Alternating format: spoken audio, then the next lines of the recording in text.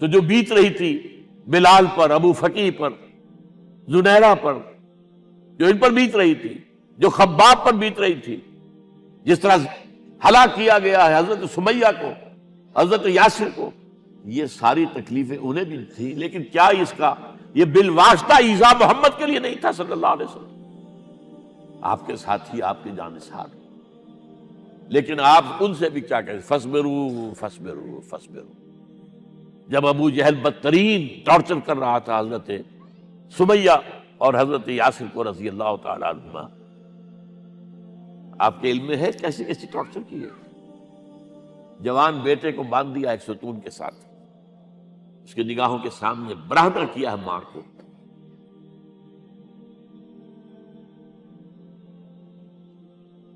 ہاتھ میں ایک مورتی ہے،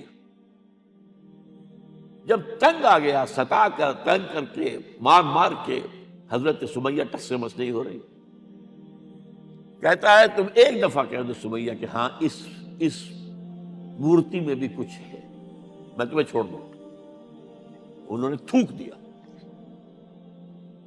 برچھا مارا ہے شرمگاہ کے اندر۔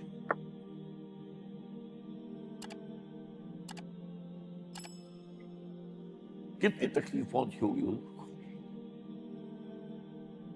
لیکن آپ گزر رہے، اصبروا یا آل یاسر فإن موعدکم الجنہ، اے یاسر کے گھر والوں صبر کرو، تمہارے استقبال کی تیاریاں ہو رہی ہیں جنت میں۔ یہ سیرت کوئی بناتا سناتا ہے، یہ سیرت۔ یاسر کے ساتھ کیا کیا ہے؟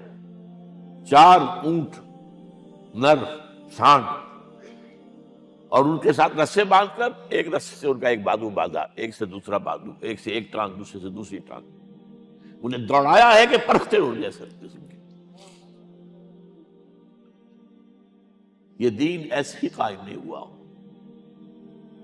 عدل و انصاف کا نظام ٹھنڈے ٹھنڈے قائم نہیں ہوتا،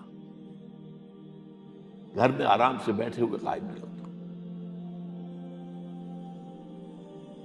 اور سنیے، 3 برس شیب بنی ہاشم کے تو قید ہے، 3 برس ٹوٹل بائیکاٹ، ایک گھاٹی، ادھر پہاڑ ادھر پہاڑ، دونوں طرف جو ہے پہرے، کوئی کھانے پینے کی چیز اندر نہیں جائے گی،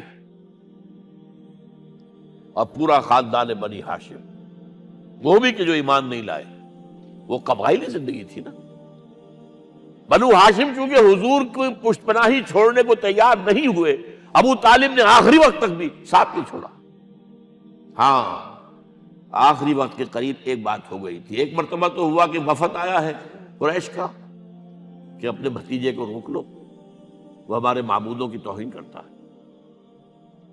ابو طالب نے بلایا اور آپ سے کہا کہ یہ کچھ اپنے رویے کو بدلے۔ آپ نے فرمایا چچا جان، اب تو چاہیے میرے ایک ہاتھ پر سورج اور دوسرے پر چاند رکھ دے، میں اپنے اس مشن کو چھوڑ نہیں سکتا۔ اور ابو طالب کے عین انتقال کے وقت جو معاملہ ہوا، جب وفد آیا ہے کہ ٹھیک ہے اب ہمارا جو ہے صبر کا پیمانہ لبریز ہو گیا ہے، اب ٹھیک ہے آ جاؤ میدان میں، تم بھی ساتھ چھوڑنے کو تیار نہیں ہو۔ ابو طالب نے بلایا آپ کو، بھتیجے مجھ پر اتنا بوجھ نہ ڈالو جو میں برداشت نہ کر سکوں۔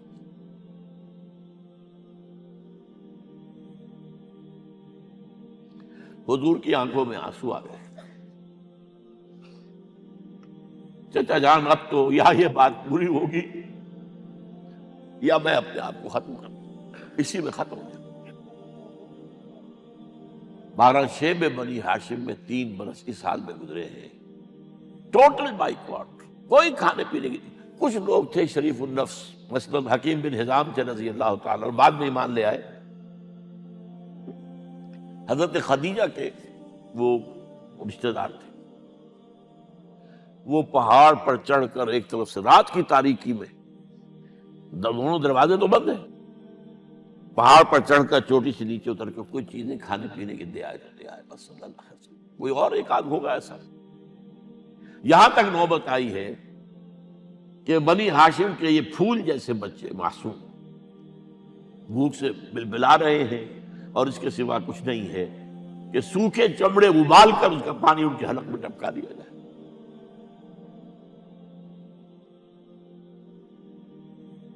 اور جو ہوا وادی طائف میں،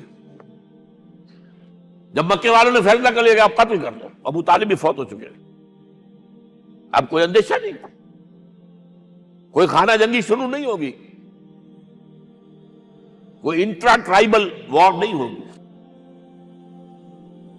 تو آپ طائف گئے ہیں۔ شاید وہاں کے 3 سردار تھے بڑے، اور یہ طائف اصل میں قریشی کا سمجھیے کہ یہ ان کا گرمیوں کا یہ صحت افزا مقام تھا۔ یہ تمام جو سردار تھے مکے کے، ان کی جائیدادیں وہاں تھی، باغات تھے، اور وہاں کے بھی 3 سردار تھے، تو شاید ان میں سے کسی کو اللہ توفیق دے دے۔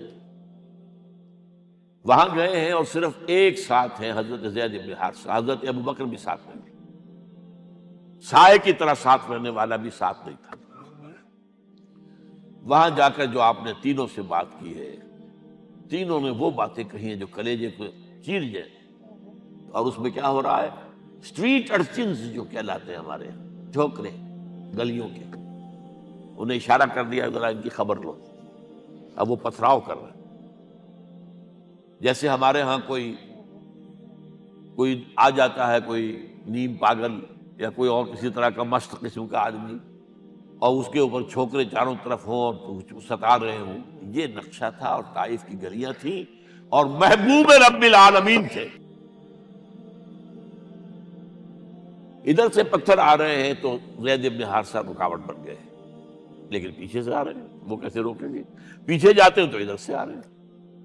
جسم لہو لہان ہے، خون رس رس کر زخموں سے جوتیوں میں آ کے جم گیا ہے۔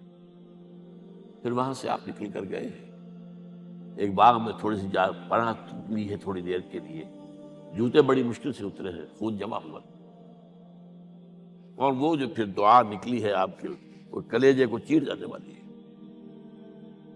اللہم الیک اشکو ضعف قوتی وقلت حیلتی وحوانی علی الناس، اے اللہ تیری جناب میں فریاد لے کر آیا ہوں، اپنی قوت کی کمی کا، اپنے وسائل کی کمی کا، اور لوگوں میں جو رسوائی ہو رہی ہے۔ الی من تکلنی الی بعید یتجہمنی او الی عدو ملکت امری، مجھے کس کے حوالہ کر دیا ہے؟ مجھے دشمن کے حوالے کر دیا، جو چاہے میرے ساتھ کر گزرے۔ لیکن پھر مقام عبدیت کا ظہور ہوتا ہے۔ ان لم یکن علی غضبک فلا ابالی، اے اللہ اگر تو ناراض نہیں ہے، مجھے اندیشہ یہ ہو گیا کہ کہیں تو ناراض تو نہیں ہو گیا ہے، کہیں تو نے میرا ساتھ تو نہیں چھوڑ دیا ہے۔ اگر تو ناراض نہیں ہے تو مجھے کوئی پرواہ نہیں، جو ہو سو سر تسلیم خم ہے جو مزاج یار میں آئے۔ واپس آئے ہیں تو مکے میں داخل نہیں ہو سکتے تھے، وہاں تو قتل کا فیصلہ ہو چکا تھا۔ بہرحال یہ چند باتیں میں نے آپ کو بتائی، باقی تو یہ کہ غار ثور ہے کیسی کیسی، اور پھر غزوہ بدر سے پہلے کی رات ہے، اور وہ آپ کا زندگی کا طویل ترین سجدہ ہے۔ اس میں جہاں تک یہ الفاظ بھی آپ نے کہہ دیا، اللہ اگر کل یہ جو 313 یہاں جمع ہیں اگر یہ ختم ہو گئے تو پھر قیامت تک تیرا نام لینے والا کوئی نہیں ہوگا، میں آخری رسول اور میری یہ 15 برس کی کمائی ہے۔ اس وقت کہا حضرت ابوبکر نے، وہ پہردار کی حیثیت سے کھڑے تھے، کہ حسبک حسبک حضور بس کیجئے بس کیجئے۔ بہرحال بدر ہے، احد ہے، زخمی ہوئے ہیں، دندان مبارک شہید ہوئے ہیں، خون اتنا بہا ہے کہ بے ہوش ہو گئے ہیں، اور خبر اڑ گئی ہے کہ آپ شہید ہو گئے۔ یہ سب کچھ، اور سب سے بڑھ کر حمزہ کی لاش سامنے آئی۔ کیسی لاش؟ ناک کٹی ہوئی ہے، کان کٹے ہوئے، پیٹ چاک کر کے کلیجہ چبایا ہوا ہے۔ کس طرح برداشت کیا ہوگا آپ نے؟ اپنے اوپر طاری کر کے دیکھیں، یہ حمزہ کون ہے؟ چچا ہے، دودھ شریک بھائی ہے، خالہ داد بھائی ہے، ساتھ کا کھیلا ہوا ہمجولی ہے، اور اس کی لاش ہے۔ جو قلب اطہر پر بیت رہی تھی وہ مدینے میں آ کر ایک بڑا ماحول بدلا ہوا تھا، تب وہ بات سامنے آ گئی. تو مختلف گھروں سے عورتوں کے بین کرنے کی آوازیں آ رہی تھی، اس لیے کہ اس وقت تک بین کرنا حرام نہیں قرار دیا گیا تھا، ممنوع نہیں تھا. آوازیں سن کر حضور کی زبان مبارک سے نکل گیا اما حمزہ تو فلا بواکی لہو، ہائے حمزہ کے لیے تو کوئی رونے والی بھی نہیں ہے.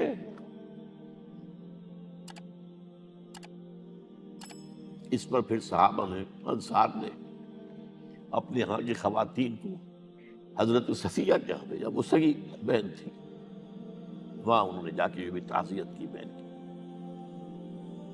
غزوہ احزاب کا آپ نے سن ہی لیا، اسوہ رسول پر نہ معلوم کیا کیا باتیں چیزوں میں مشہور ہو گئی. وہ اسوہ کیا تھا؟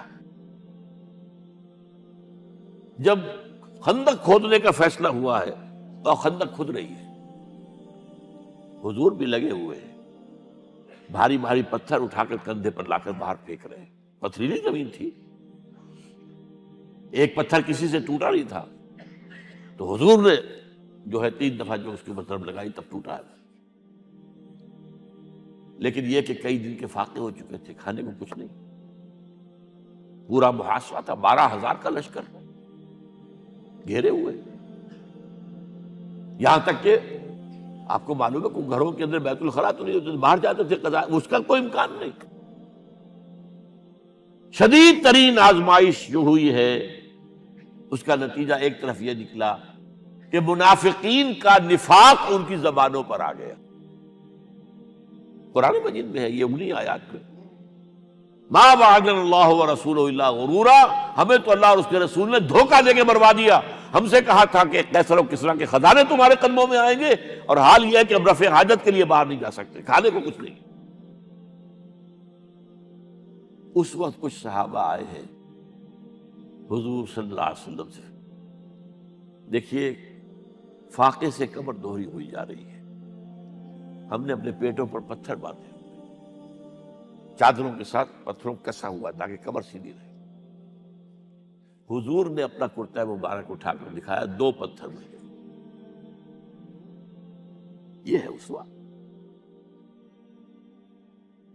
یہ ہے آپ کی سنت، آپ کا اسوہ حسنہ. لیکن اس اسوہ حسنہ سے فائدہ کون اٹھا سکتا ہے؟ لقد کان لکم فی رسول اللہ اسوۃ حسنۃ لمن کان یرجو اللہ والیوم الآخر وذکر اللہ کثیرا. اسوہ تو اپنی جگہ ہے، قرآن میں ہدایت سب کے لیے، ھدی للناس، لیکن فائدہ اٹھائیں گے صرف متقین، ھدی للمتقین ہے سب کے لیے. اسوہ سب کے لیے ہے، لیکن استفادہ وہی کر سکے گا جو 3 شرطیں پوری کرے: اللہ اور یوم آخر پر ایمان، اور اللہ کا ذکر کثرت کے ساتھ.